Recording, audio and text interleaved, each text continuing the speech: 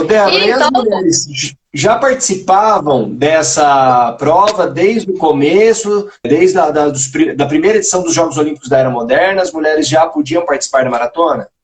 Então, não, né? E há pouquíssimo tempo atrás, pouquíssimo, se a gente pensar em toda uma linha cronológica que a gente está conversando, nós estamos falando de mais de 400 anos antes de Cristo, a primeira mulher a correr uma maratona, ela correu há 53 anos atrás só.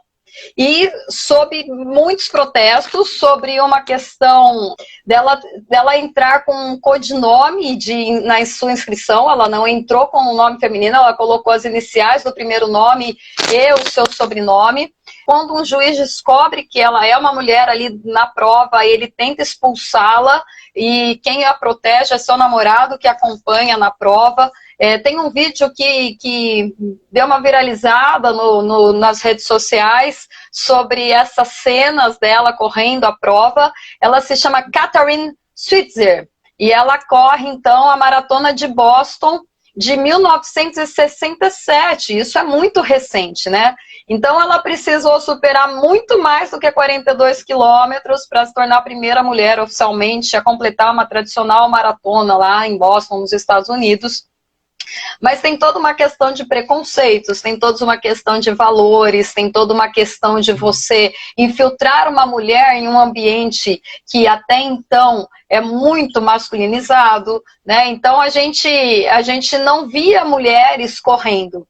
E se nós pensarmos, como eu coloquei, que nós estamos falando de um feito que aconteceu há 53 anos atrás, as mulheres, elas realmente trouxeram para si a corrida pedestre, o pedestrianismo, como um esporte que lhes agradam. Porque hoje, em 2020, nós somos 51% das pessoas que praticam a corrida pedestre. Não estamos falando de maratona, a maratona ainda tem a predominância masculina, mas dentre todas as provas, né, de corrida, as mulheres já são a maioria. Mas veja que isso aconteceu muito rapidamente, né, e essa mudança começou há pouquíssimo tempo.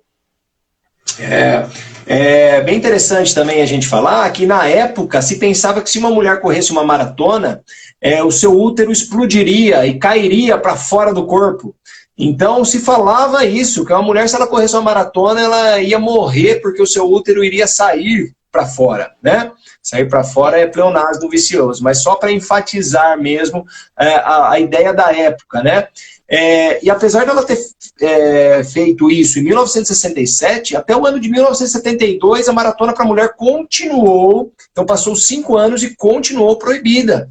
Somente no ano de 1972 que a mulher começa a participar da maratona. Então, oficialmente, então, se a gente pensar nisso, faz 48 anos apenas, né? Então, o intervalo se torna ainda menor. E hoje, mesmo com esse início da participação há 40 e poucos anos atrás, as mulheres já chegaram num nível de desempenho que elas estão ali a 13, 14 minutos do recorde mundial dos homens, né? Então, se você pensar numa prova de 2 horas e 10 minutos, as mulheres ali estão com 2 horas e 15 no seu recorde, e os homens com 2 horas e 1 alto, né? Então, dá aproximadamente 13 a 14 minutos de diferença.